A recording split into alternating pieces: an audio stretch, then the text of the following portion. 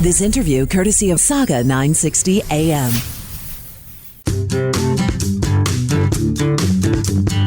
You're listening to the Mark Petroni radio program. If you'd like to call, here's the number, 416-640-0200. That's 416-640-0200. The Mark Petroni radio program, heard exclusively on News Talk, Sauga 960. And we are back with more News Talk. So very glad you could join us on this midweek edition of the Mark Petroni radio program. And Clinton Desveaux joins us. He's a businessman, Ottawa-born businessman. He's a manufacturer, very successful manufacturer involved in the manufacturing of, protective gear. Is that correct, Clinton? Yes. Yeah, I manufacture workwear and safety wear for offshore platforms for both oil and gas, rain gear for tanker ships, container ships, fishing vessels, and fire retardant fabrics and things like that. So you're involved with the oil and gas industry, and you've seen what happens. What's happened in the oil and gas industry, due in no small measure to measures aimed at what I believe just keeping the oil in the ground. We've had nothing but attacks against our industry, and it's cost tens of thousands of jobs. It has no doubt cost companies like yours money. And you've got kind of an interesting take on how you can get around the current problems associated with getting our oil products, resource products, to Tidewater, meaning to the BC coast and on to markets in Asia. You feel that we should go the other direction. Is that correct?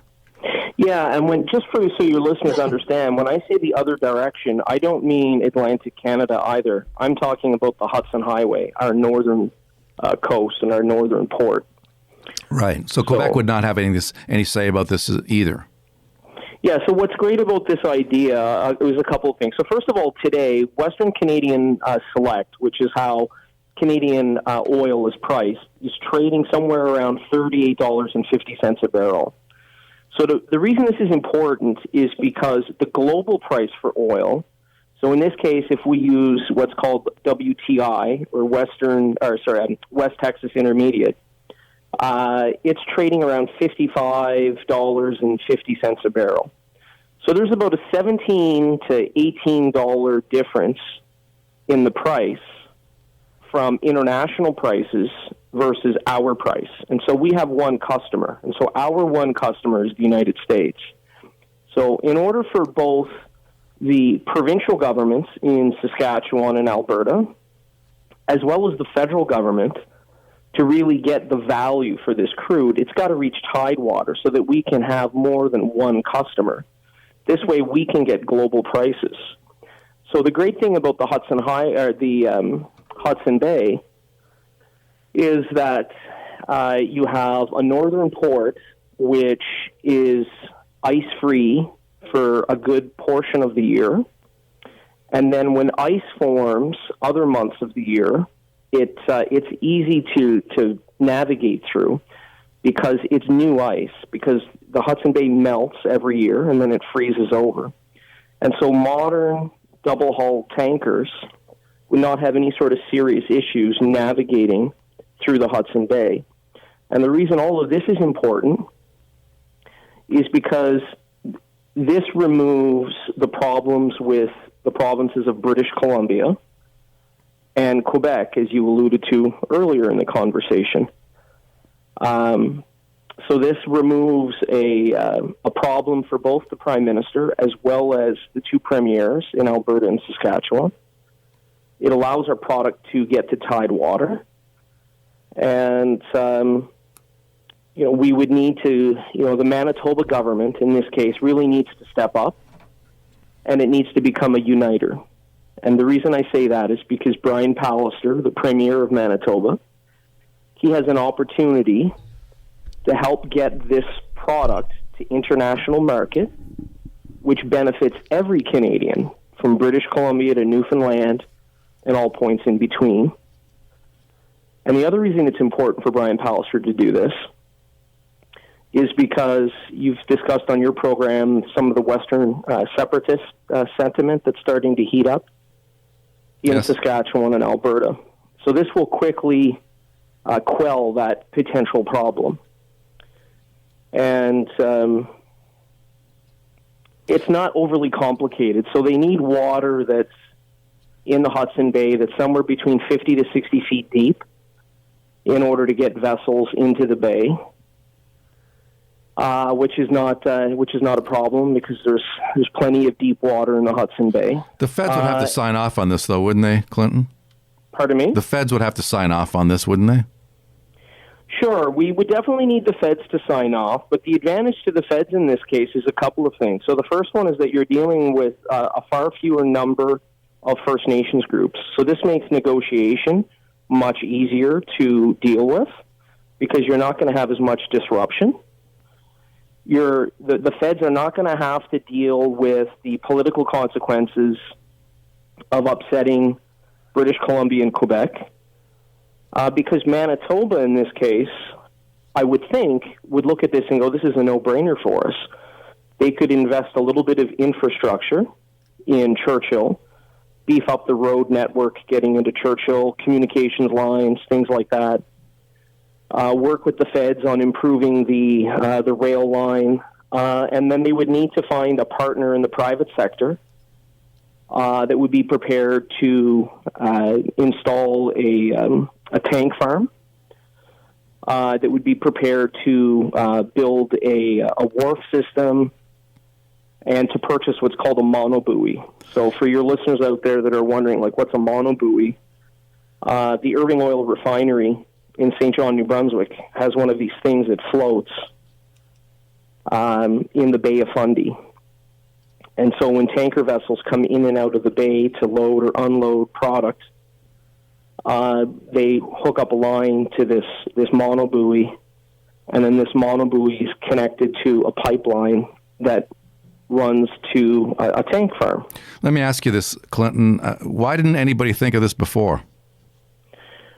Well, that's a great question. So I think one of the issues is that most of the infrastructure is already in place. If we look at, say, the Energy East pipeline in St. John, New Brunswick, the Irvings already have an import-export terminal. So that reduces some costs and some planning and things like that. And, of course, they would be adding an extension to an existing line that would run from Quebec into Atlantic Canada. So I don't think anyone really paid that much attention to Hudson Bay. Right. And, if we look at shipping rates, so, for example, the former CEO of FedNav, so they're Canada's largest shipping company, he's pointed out in some articles in various newspapers across Canada that the cost to ship product out of the Hudson Bay when it's ice-free is around $6.30 a barrel. Yeah. And when there's ice, it's about $8.35. And that they can ship it from the Hudson Bay to Texas for $10, and they can actually get it to Europe or India for about $10.25. And that's pretty cost effective? That's very cost effective, yeah, because if we look at the alternative, right now there's no pipeline because British Columbia doesn't want to play ball. No, but I realize that. But, I mean, normally if you're thinking of going to Asia, to Chinese markets and Japan and all that, the obvious route is to the West Coast, right? That's correct. No, this is very cost-effective. If we consider the distances that are involved, these are very cost-effective prices. And I guess it gets it to Europe. And the great thing about this is this allows Manitoba to basically be the great uniter in this country because they can bring peace. Pallister strikes me as being kind of a gutless wonder. Sorry to say that, but this guy just, he flip-flopped on the carbon tax. He just doesn't strike me as the leader type guy. He's more like, stick his finger in the air to see which way the wind is blowing and then hitch his wagon to that. More of a political opportunist than a guy who's going to take charge here and say, hey, let's do this. Am I wrong? I hope I am, but... I hope you're wrong, and the reason I hope you're wrong is because if I were a Manitoba taxpayer and Manitoba could have an international export-import terminal on Manitoba's shores, that would be a huge benefit to the Manitoba economy. I mean, let's be perfectly clear about this. We're talking about a sudden increase in population growth, in the Churchill area. We would be talking about tremendous economic growth, and we would be talking about continuous streams of revenue coming into Manitoba. What about the climate change for the stuff? next number of decades. Does he not want to cater to that bunch? I mean, the people who say we don't need any more pipelines and. Well, I hope that he would not do that, and based off of some of his communications that he's issued to the public in this last week, in regards to some of the Alberta and Saskatchewan separatism issues, Brian Pallister's made a pretty clear message that separating is not the issue. There's other ways to deal with this. Well, let's hope that he's on to that way. I mean, have you had any conversations with him about this? Do you have any idea as to whether this is getting any kind of traction? I know it's gone viral, as you mentioned, on social media, but beyond that, does it have any hope of gaining some traction? Well, I've heard through some of my own sources that there are individuals who are involved in Brian Pallister's office that are intrigued by the idea. And I've also heard that there are companies in Manitoba that are connected to the oil and gas industry that are also intrigued by the idea of building a proper port with storage facility and that kind of thing. So, look, my whole purpose of this was to generate a conversation, and so I wrote this article, and literally in under 24 hours, look, I don't write for a newspaper or a magazine. I just do it on my own, on my LinkedIn. And, in under 24 hours, I had over 10,000 people read the article, share it, comment, like it, all of that kind of thing. Fantastic. And, since then, I'm expecting it to probably get close to 20,000 viewers or readers. Yeah. So good for you. I'm doing my bit by working, your radio program, writing about the article, and sharing the information that, I think is important for Canada. I mean, I go back to the point that for every barrel of oil that we sell in this country, Yeah. We've talked about that. We have to sell it at a deep discount to the Americans. Yeah, we get loss. And this has been the case now for years and years.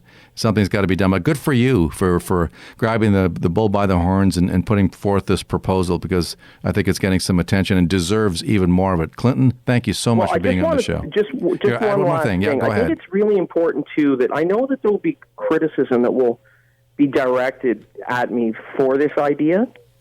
It's important for Canadians to realize that our number one competitor in this business is the United States. And if you are an American energy company, you do not want a Canadian competitor reaching tidewater. So it's important that we all understand this, where much of the criticism is all funded out of the United States. Absolutely. Yeah. We know that because we've had many discussions around that with Vivian Krause and people like that, and they've identified where the money's coming from, why it's coming here, and who's behind it, and who the sycophants on this side of the border are, who are, for lack of a better word, on the take. Anyway, Clinton, thank you so much. Appreciate it. Great. Thank you. Bye-bye now. Clinton Desveaux, proud Canadian, and wants to help our resource sector, wants to help Canada. What a good idea. Let's push on this one, right? Let's have a look at that article and maybe talk to our elected officials. Missed part of the show or the whole show? Go to saga960am.ca to find the podcast.